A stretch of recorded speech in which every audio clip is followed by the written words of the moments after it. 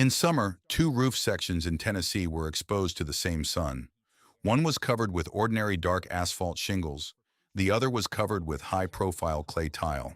Around solar noon, approximately 70% less heat passed through the deck beneath the clay roof. But the most interesting part was not the clay alone. Similar tests showed that even a dark roofing material can transmit noticeably less heat if it is raised above the deck, and a continuous air channel is left beneath it. This means that old curved tiles conceal a principle that can be used even without heavy terracotta. And this principle changes the question itself. The question should not be, which material heats up less, but what happens to solar heat after it reaches the roof? Today we will examine how a clay roof reflects, removes, and delays heat. Why the Boston Fire of 1679 helped spread it through American cities. Why it began disappearing long before post-war suburbs appeared. And which part of its design can be transferred to a modern house, even if the structure cannot support genuine clay tile. Every roof receives an enormous flow of solar energy. Some of the light is reflected back. Some is absorbed by the outer surface and then released to the surrounding air and sky. The remaining energy begins moving inward through the structure, through the roof covering, through the wooden deck, through the attic, and finally through the ceiling of the living space. During summer testing, the surface temperature of ordinary asphalt shingles rose to approximately 165 degrees Fahrenheit. The problem is not that the room immediately reaches the same temperature. The problem is the continuous flow of heat. The scorching roof covering heats the deck. The deck transfers energy to the attic air. The attic increases the load on the ceiling insulation. And if air conditioning ducts run through it, the system has to move cold air through one of the hottest parts of the building. That is why a good roof does not have to remain completely cool. Its main task is to stop as much energy as possible before it reaches the living space. Clay tile can reduce this heat flow in several ways. The first is related to surface properties. Engineers use two different measurements to describe them. Solar reflectance indicates what fraction of incoming solar energy is reflected by the surface. Thermal emittance indicates how effectively an already heated material releases heat through radiation. But it would be incorrect to claim that every red tile automatically reflects 1/3 or 1/2 of the sunlight. The values depend on color, coating, pigments, shape, and surface contamination. In one Oak Ridge National Laboratory test, the control asphalt roof had a solar reflectance of approximately 0.10. The tested clay tile sample had a value of approximately 0.54. This means that this particular clay surface absorbed significantly less solar energy. But color and material are only the first level of protection. The second level is located where it is almost invisible. Asphalt shingles are usually fastened almost directly against a continuous wooden deck. The hot covering touches the wood. This gives heat a direct path into the structure. Profiled clay tile is arranged differently. Its curves create cavities beneath it. And when it is installed on battens and counterbattens, a continuous channel forms between the tile and the deck, running from the lower edge of the roof slope to the ridge. The sun heats the roof covering. The air beneath it becomes warmer. Its density decreases, and it begins rising up the roof slope. Cooler air enters from below to replace it. Part of the accumulated heat leaves the structure with this airflow before it can pass into the wooden deck. This effect is called above-sheathing ventilation. It can work without an electric motor or a fan. The movement is created by temperature differences in wind.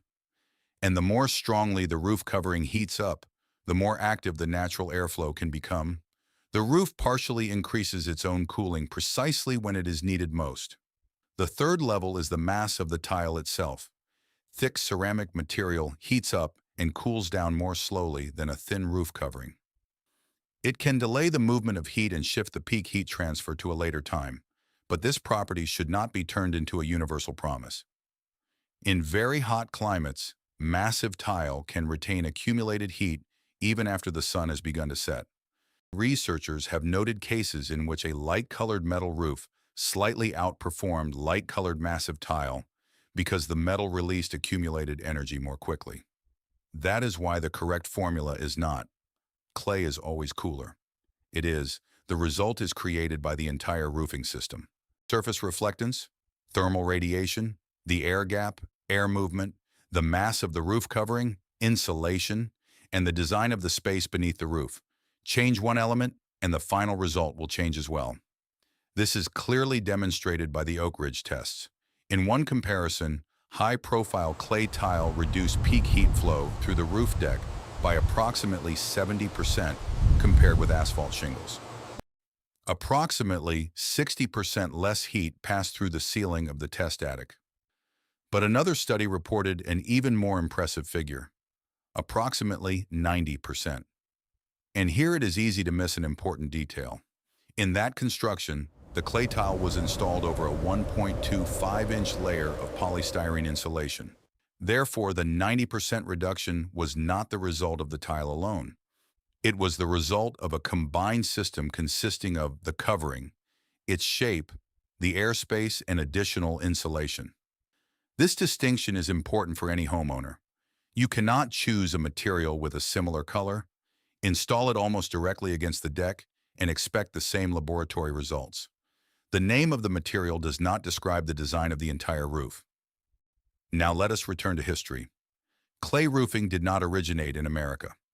The National Park Service traces the independent development of clay tile to ancient China and the Middle East.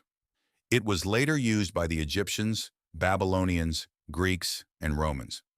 From these regions, the technology spread throughout Asia and Europe. European settlers brought it to North America. Archaeologists have discovered fragments of roof tile at the Roanoke settlement, founded in 1585. It was also used in Jamestown in French and Spanish settlements, and in Florida, Maryland, and New Orleans.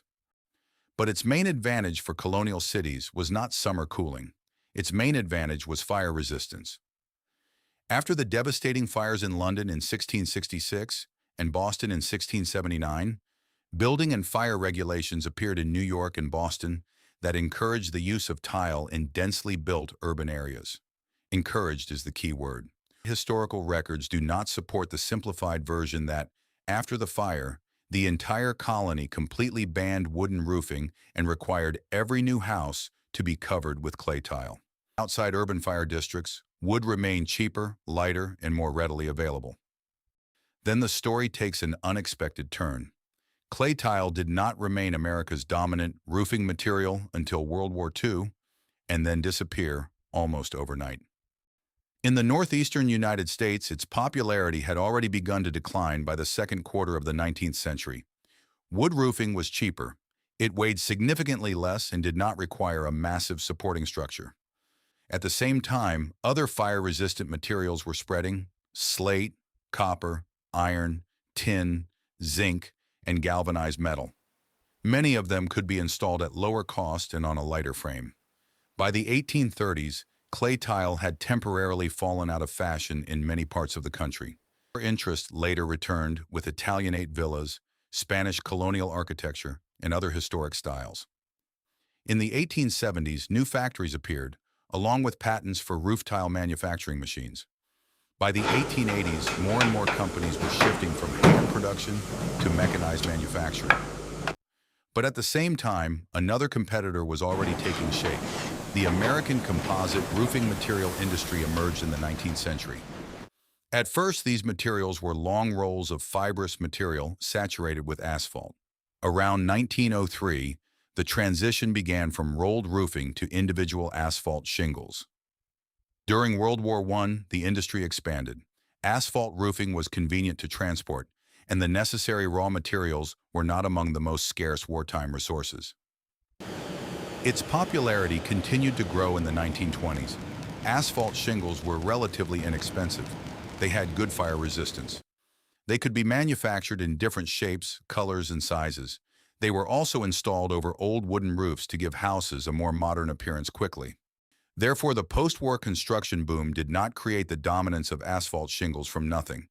It reinforced an advantage that had formed several decades earlier. After World War II, the United States needed to build an enormous amount of affordable housing quickly. The Levittown developments became a symbol of the new approach. Construction was divided into short, repetitive operations. Instead of one crew building a house from beginning to end, Specialized teams moved from one lot to the next and performed the same task repeatedly.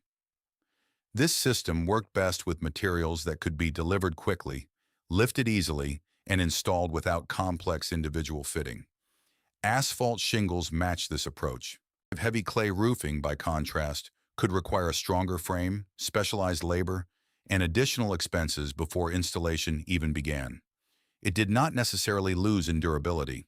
It lost in initial cost and construction speed. This is where the difference between purchase cost and ownership cost appears. According to the National Park Service, clay tile can typically last approximately 100 years. Some historic tiles survive for several centuries, but this does not mean that the entire roof structure remains untouched for the same length of time. Wooden battens, fasteners, metal flashing, gutters, or elements of the roof base often fail before the tile itself.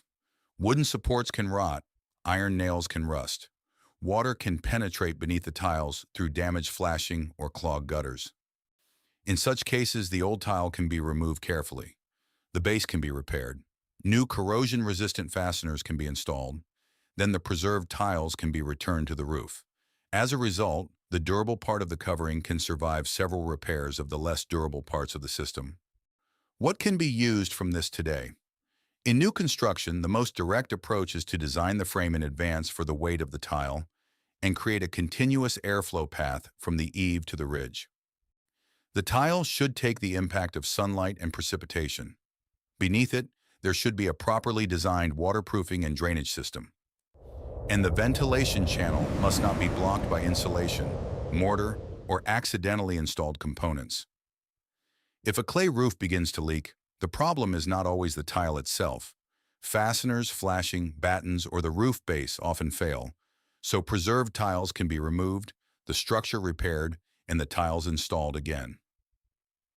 If the building is not designed to support heavy clay, a lightweight roof covering installed over an air gap can provide a similar effect. In the Oak Ridge tests, a dark ventilated metal roof transmitted approximately 30% less heat than asphalt shingles.